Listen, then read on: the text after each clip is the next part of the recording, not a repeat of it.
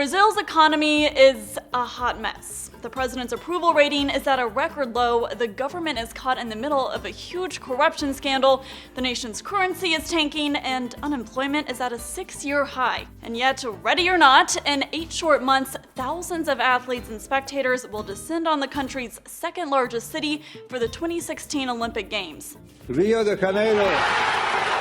Back in 2009, when the city got the bid for the Games, the economy looked a lot more stable. A different president was in charge, the currency was appreciating against the dollar, and interest rates were down. Add in landing the bid for the 2014 World Cup and the 2016 Olympic Games, and no wonder people were dancing on the beach. Fast forward 6 years, and organizers announced Thursday they're already $520 million over budget for next summer's Games.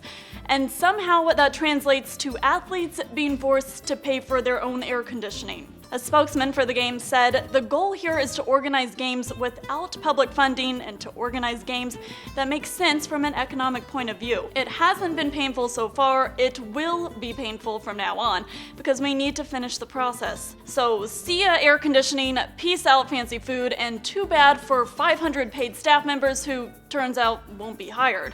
But if Brazil can just tough it out, a major payday is on the way, right? Probably not. There are lots of horror stories about countries overspending and failing to bring in much revenue. Determining how the Games impact a country's economy is much more than just looking at money spent and money made.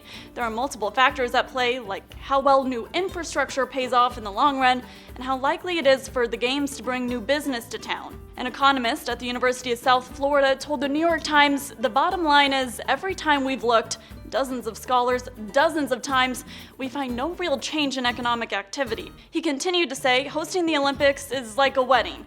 It won't make you rich, but it may make you happy. Looks like Brazilians will have to ride out the rest of this economic turmoil, sans the light at the end of the Olympic Games tunnel.